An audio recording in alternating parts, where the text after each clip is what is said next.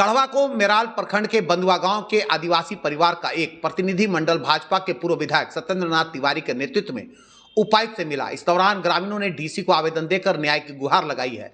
ग्रामीणों ने कहा कि लोग वर्षों से मकान बनकर उक्त जमीन पर अपना जीविकोपार्जन कर रहे हैं, लेकिन दबंग किस्म के लोग उन लोगों के जमीन को अपना बता रहे हैं। पूर्व विधायक ने कहा कि सामंती लोग आदिवासी परिवारों का बंदूक और राइफल का भय दिखलाकर जमीन लूटना चाहते हैं, जबकि उस गांव के करीब 70 से अधिक आदिवासी परिवार वर्षों से वहां मकान बनाकर रह रहे हैं।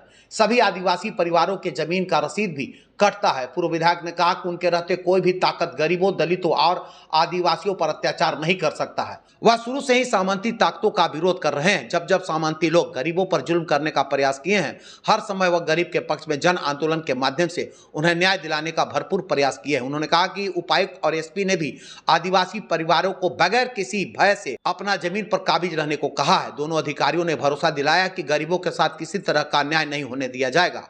पूर्व विधायक ने कहा कि झामुमो सरकार में रक्षक की भक्षक बन गया है। उन्होंने मंत्री मिथिलेश ठाकुर पर आरोप लगाते हुए कहा कि मंत्री के संरक्षण में ही सामंती लोग फल फूल रहे हैं। मंत्री गरीबों को न्याय के बजाय मौके पर लोगों के बीच शराब का वितरण करने में मशगूल है। उन्होंने कहा कि पिछले 22 दिनों से एक व्यक्ति अपनी साली के हत्यारों को सजा दिलाने के लिए आमरण अनशन पर बैठा है, लेकिन मंत्री ने उस व्यक्ति का शुद्धि भी लेना उचित नहीं समझा। उन्होंने कहा कि बुधवार को शाम को जब व्यक्ति को न्याय दिलाने का भरोसा दिलाकर अनशन तोड़वाया, पूर्व विधायक ने कहा कि उनके रहते किसी भी गरीबों का जमीन लूटने नहीं दिया जाएगा। इस दौरान महेंद्र सिंह, भोला सिंह, अनुज सिंह, प्रेमन सिंह, विनोद सिंह, सुरेंद्र राम, अंजलि देवी, नरेश सिंह, नवीन सिंह, रवि सिंह, ममता देवी सहित अन्य लोग उपस्थित थे। गढ़वा से आयुष तिवारी की रिपोर्ट। राजहारा बनुआ गांव में 70 आदिवासी परिवार जो आज 100 साल 200 साल नहीं कई सौ साल से रह रहे हैं, उनको भी पता नहीं है। उनका हाल सर्वे में नाम भी आया है, लेकिन वहीं पर वही सामंती ताकत, वही राजा महाराजा के कामथा और बरान, वहाँ भी लोग बोलते हैं कि ये ज़मीन मेरे नाम पर ऑनलाइन हो गया, इसलिए इस ज़मीन को आप लोग खरीद लीजिए या तो ज़मीन को खाली कर लीजिए। और उन लोग को राइफल और बंदूक का भय दिखाते हैं। मैं उस गांव में गया था, मैंने सबों को बोला था कि आप आइए, एसपी साहब से मिलाऊंगा, डीसी साहब से मिलाऊंगा। डीसी साहब, एसपी साहब से उन लोग को मुलाकात भी करा दिए और डीसी साहब ने कहा कि किसी आदिवासी परिवार को डरने की आवश्यकता नहीं है, आप लोग आपके ज़मीन पर काबिज रहिए, कोई माई का लाल, कोई सामंती ताकत आपको कबाड़ नहीं पाएगा। बस इतना ही मुख्य विषय आज देखिए यही था।